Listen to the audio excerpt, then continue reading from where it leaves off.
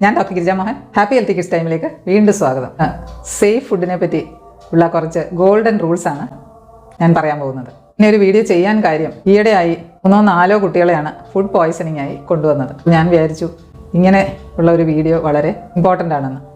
ഒന്നാമത്തെ കാര്യം, ഫുഡ് ഉണ്ടാക്കുന്നതിന് മുമ്പും ഉണ്ടാക്കി കഴിഞ്ഞും ഡയപ്പർ മാറ്റി കഴിഞ്ഞും ടോയ്ലറ്റ് ഉപയോഗിച്ചതിന് ശേഷവും എല്ലാം കൈ വൃത്തിയായി സോപ്പും വെള്ളവും, ചെറിയ ചൂടുവെള്ളമാണെങ്കിൽ അത്രയും നല്ലത്, ഉപയോഗിച്ച് 20 സെക്കൻഡെങ്കിലും റണ്ണിങ് വാട്ടറിൽ, അതായത് പൈപ്പ് തുറന്നിട്ട് ആ വെള്ളത്തിൽ തന്നെ കഴുകുകയാണ് ഏറ്റവും നല്ല ഹൈജീനിക് ആയിട്ടുള്ള കാര്യം. അപ്പോൾ നമ്മുടെ നഖത്തിനടി, നഖങ്ങൾ, വിരലുകൾക്കിടയിൽ, റിസ്റ്റ്, മുട്ടുവരെ വൃത്തിയായിട്ട് കഴുകിയിരിക്കണം. മോതിരം, വള, വാച്ച് തുടങ്ങിയവ ഊരി വെച്ചിട്ടാണെങ്കിൽ അതാണ് ഏറ്റവും ഉത്തമമായ സംഗതി. ഫുഡ് പാചകം ചെയ്യുന്നതിന് മുമ്പ് തന്നെ മീൻ, ഇറച്ചി, പച്ചക്കറികൾ എല്ലാം പാചകം ചെയ്യുമല്ലോ. അപ്പോൾ ശരിക്കും പറഞ്ഞാൽ ഈ പച്ച ഇറച്ചി, മീൻ, മുട്ട തുടങ്ങിയവയിൽ നിന്നെല്ലാം അണുക്കൾ പച്ചക്കറികളിലേക്ക് ബാധിക്കാനുള്ള സാധ്യതയുള്ളതുകൊണ്ട് ഈ കാര്യങ്ങളൊന്നും ഒരുമിച്ച് കഴിയുന്നതും വയ്ക്കാതിരിക്കുക. പ്രത്യേകിച്ച് കുക്ക് ചെയ്യാത്തതും കുക്ക് ചെയ്തവയും കൂടെ ഒരുമിച്ച് ഒരിക്കലും വയ്ക്കരുത്.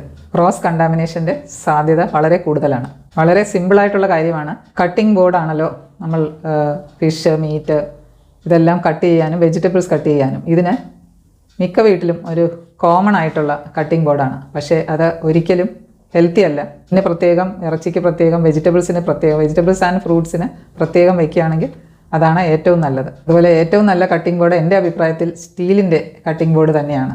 മറ്റേ വുഡൻ ആണെങ്കിലും പ്ലാസ്റ്റിക് ആണെങ്കിലും അതിനെ ക്ലീൻ ചെയ്യാൻ വളരെ ബുദ്ധിമുട്ടാണ്. എന്തായാലും നമ്മൾ ഏതാണെങ്കിലും കട്ട് ചെയ്തതിന് ശേഷം നല്ല വൃത്തിയായിട്ട് കഴുകി ഉണക്കി വേണം കട്ടിംഗ് ബോർഡ്, അല്ലെങ്കിൽ അതിൽ നിന്ന് തന്നെ പലതരത്തിലുള്ള ജേംസ് ഫുഡിൽ കണ്ടാമിനേറ്റ് ചെയ്യാൻ സാധ്യതയും, പ്രത്യേകിച്ച് കുട്ടികൾക്ക് അതുകൊണ്ട് അസുഖങ്ങൾ ഉണ്ടാകാനുള്ള സാധ്യതയുണ്ട്. ഇനി കുക്ക് ചെയ്തതിന് ശേഷം അപ്പോൾ തന്നെ പാത്രങ്ങളും ആ സർഫസും എല്ലാം ക്ലീൻ ചെയ്ത് പോകുന്നതാണ് ഏറ്റവും നല്ലത്.